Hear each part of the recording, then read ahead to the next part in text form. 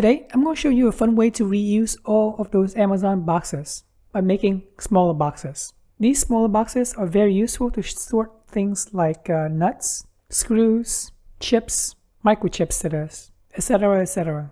Yeah, you can 3D print them as well, but 3D printing something like this will take like 2 or 3 hours.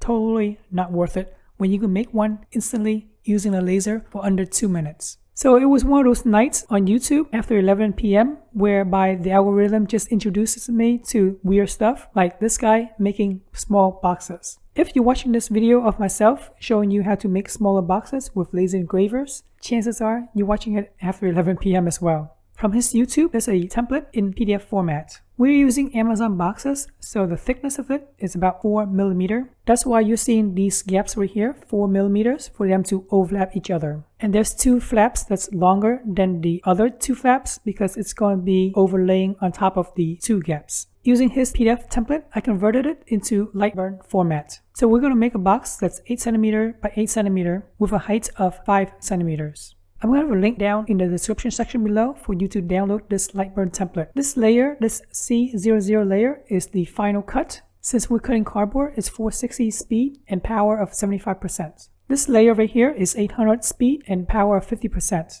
This layer will help us fold cardboard easily. Now click on the fold layer and make sure the perforation mode is on. What does that mean? It means that the laser won't cut a straight line. The laser will cut, skip, etc, etc. Pretty cool. As you can see, for this box, it will take 3 minutes. Not bad. Here, I'm laying the section of the huge Amazon box onto the honeycomb bed. To hold down, I 3D printed these clips. It works really well. This is the final result after cutting with the laser. You can see here's the perforated line. Here's a close-up so you can see it more clearly. Originally, I have a speed that's way too fast, so that's why I'm having trouble folding this, as you can see. But once it's all folded up, this is what it looks like. We're just going to use wood glue since that's what I have. I have a bunch of them and it should be more than good enough to hold this thing in place.